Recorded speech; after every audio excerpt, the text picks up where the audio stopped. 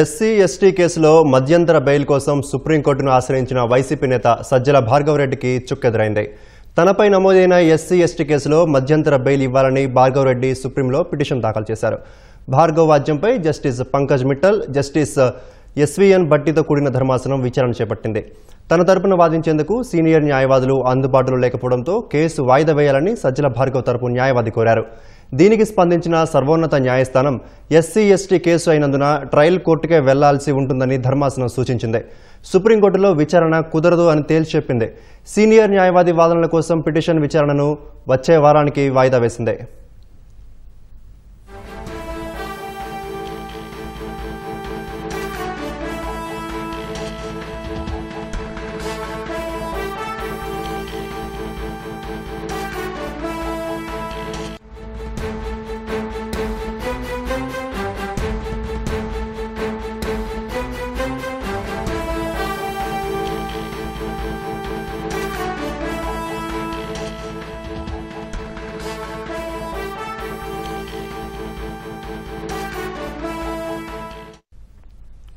SC ST కేసులో మధ్యంతర bail కోసం సుప్రీంకోర్టును ఆశ్రయించిన వైసీపీ నేత సజ్జల భార్గవరెడ్డికి చుక్కెదురైంది.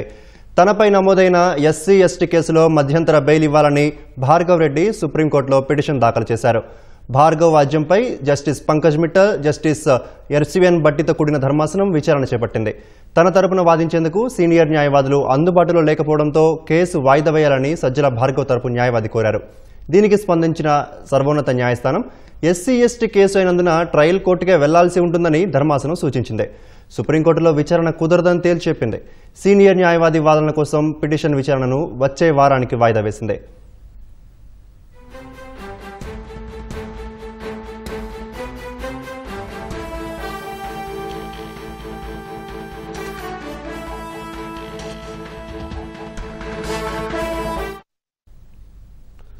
సజ్జల భార్గవరెడ్డి పిటిషన్పై మరింత సమాచారం మా ప్రతినిధి అరుణ్ అడిగి తెలుసుకుందాం.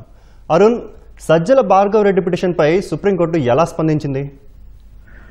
సజ్జల భార్గవరెడ్డిపై నమోదైనటువంటి ఎస్సీ ఎస్టీ కేసుకు సంబంధించి గతంలో హైకోర్టు ఇచ్చినటువంటి ఆదేశాలు, హైకోర్టు తాము కేసు విచారణ చేపట్టమని చెప్పి సజ్జల భార్గవరెడ్డి దాఖలు చేసిన పిటిషన్ కొట్టేసింది.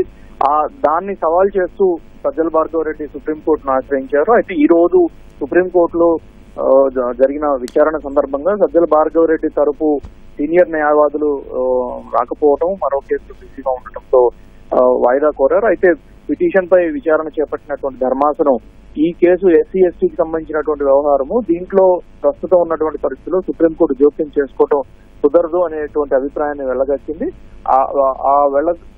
సుప్రీంకోర్టు ఇచ్చినటువంటి అభిప్రాయంతో పాటు తాము సీనియర్ న్యాయవాదుల వాదనలు వినిపించాల్సి ఉంది కాబట్టి వాయిదా వేయాలని చెప్పి భార్గవరెడ్డి తరఫు న్యాయవాదులే సుప్రీంకోర్టు ధర్మాసనానికి విజ్ఞప్తి చేశారు. అయితే ఈ పిటిషన్ లో ఇది సుప్రీంకోర్టులో మెయింటైనబుల్ కాదు, సుప్రీంకోర్టులో విచారణార్హం కాదు, ఇది స్థానిక కోర్టు కంటే తుది స్థాయి కోర్టుకు వెళ్లాల్సి ఉంది కాబట్టి ట్రయల్ కోర్టుకు వెళ్లాల్సి ఉంటుంది అనే అభిప్రాయం వ్యక్తం చేస్తూనే సీనియర్ల వాదనలు వినేందుకు గాను తదుపరి విచారణను వాయిదా వేస్తున్నట్లుగా ధర్మాసనం ప్రకటించింది. అయితే తేదీ మాత్రం ధర్మాసనం ఇప్పుడు తన బెంచ్ మీద ప్రకటించలేదు. ధన్యవాదాలు అరుణ్.